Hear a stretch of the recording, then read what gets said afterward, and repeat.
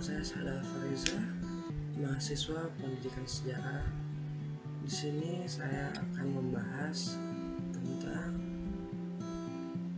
sejarah kolonialisme dan imperialisme yang terjadi di Indonesia. Pada abad ke-15 merupakan era pencerahan atau Renaissance di benua Eropa. Renaissance merupakan awal dari bangkitnya ilmu pengetahuan di Eropa yang sebelumnya sangat sulit berkembang karena doktrin-doktrin gereja yang sangat lengkap. Salah satunya pencapaian yang sangat besar pada masa itu adalah munculnya teori heliosentris yang mengatakan bahwa matahari adalah pusat tata surya dan bumi berbentuk bulat. Paham heliosentris inilah yang menjadi salah satu faktor yang mendorong bangsa Eropa untuk melakukan penjelajahan ke seluruh dunia.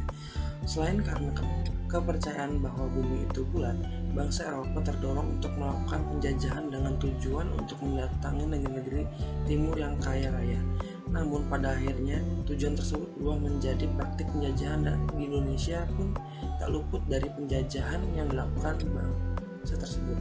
Praktik penjajahan yang dilakukan oleh bangsa Barat dapat dibedakan menjadi dua macam, yaitu kolonialisme dan imperialisme.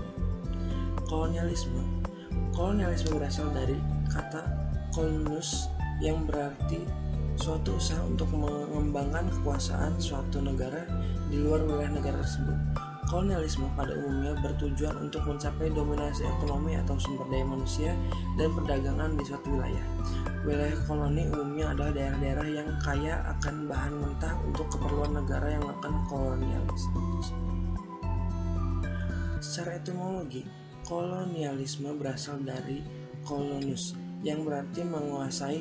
Jadi kolonialisme adalah suatu usaha yang dilakukan oleh suatu bangsa untuk menguasai bangsa lain di luar dari wilayahnya sendiri. Ada banyak tujuan bangsa-bangsa Barat melakukan kolonialisme, yaitu ingin mencari dominasi kekuatan baik itu dari segi ekonomi, sumber daya alam, sumber daya manusia, maupun politik. Terlebih lagi suatu anggapan yang telah sangat berkembang yang menganggap bahwa bangsa yang melakukan kolonialisasi lebih baik dari bangsa yang dijajah. Imperialisme adalah usaha memperluas kekuasaan suatu negara untuk menguasai negara lain. Imperialisme dapat dibagi menjadi dua macam, yaitu imperialisme kuno dan imperialisme modern.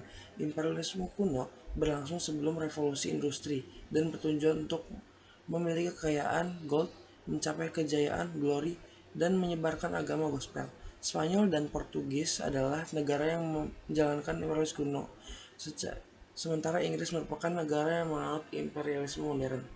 Secara etimologi berasal dari kata imperere yang berarti memerintah. Oleh karena itu, pengertian dari imperialisme yaitu suatu usaha yang dilakukan oleh suatu bangsa untuk memerintah bangsa lain di luar dari wilayahnya sendiri. Imperialisme dijalankan dengan penuh paksaan demi mencapai tujuan bangsa yang melakukannya. Tujuan: mencari kekayaan sebanyak-banyaknya, menyebarkan paham atau agama mereka, dan mencari kejayaan dan kedaulatan.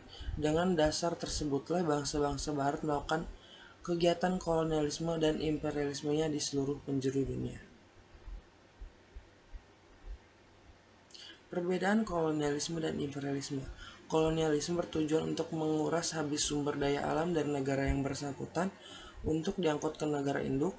Jika imperialisme bertujuan untuk menanamkan pengaruh pada semua bidang kehidupan negara yang bersangkutan.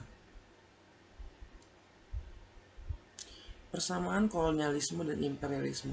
Persamaan kolonialisme dan imperialisme adalah akan membuat negara penjajahannya menjadi makmur, sementara yang dijajah semakin menderita. Kedatangan orang-orang Eropa pertama di kawasan Asia Tenggara pada awal abad ke-16 kadang-kadang dipandang sebagai titik penentu yang paling penting dalam sejarah kawasan ini. Pada abad ke-15, bangsa Portugis merupakan salah satu bangsa yang mencapai kemajuan-kemajuan di bidang teknologi.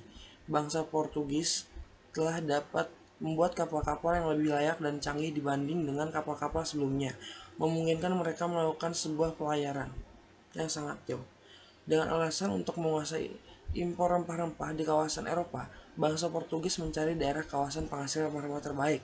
Rempah-rempah di kawasan Eropa merupakan kebutuhan dan juga cita rasa. Selama musim dingin di Eropa, tidak ada salah satu cara pun dapat dilakukan untuk mempertahankan agar semua hewan-hewan ternak dapat hidup. Karena itu banyak hewan yang disembelih dan dagingnya kemudian harus diawetkan. Cengkih dari Indonesia Timur adalah yang paling berharga. Indonesia juga menghasilkan lada, buah pala, dan bunga pala. Kekayaan alam Indonesia yang begitu melimpah termasuk dalam tanaman rempah-rempah menjadi alasan Portugis ingin menguasai daerah Indonesia sekaligus menguasai pasaran Eropa. Latar belakang kedatangan bangsa Barat ke Indonesia. Bangsa Barat datang dan masuk ke Indonesia memiliki beberapa latar belakang yang mendorong keinginan untuk merebut, menguasai, dan memerintah bangsa Indonesia. Di antaranya adalah terjadinya Perang Salib pada tahun 1070 sampai 1291.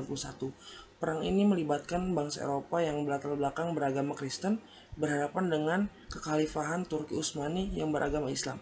Akibat dari perang ini, pasukan dari Eropa mengalami kekalahan, sehingga kota Konstantinopel berhasil direbut oleh pasukan Muslim yang mengakibatkan Sultan Mahmud II yang menguasai Turki Utsmani pada saat itu menutup pelabuhan Konstantinopel bagi bangsa Eropa. Hal itu mengakibatkan orang-orang Eropa kesulitan untuk mendapatkan hasil alam berupa rempah-rempah.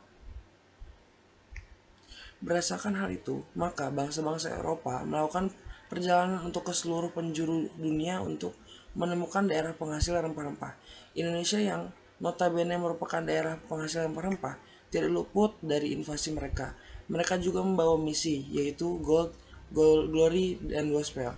Dalam perjalanannya, ditambah dengan adanya semangat reconnaissance yang berarti semangat pembalasan terhadap kaum muslim dimanapun berada. Semangat-semangat tersebutlah yang menjadikan bangsa Eropa berani melakukan kolonialisme dan imperialisme di Indonesia.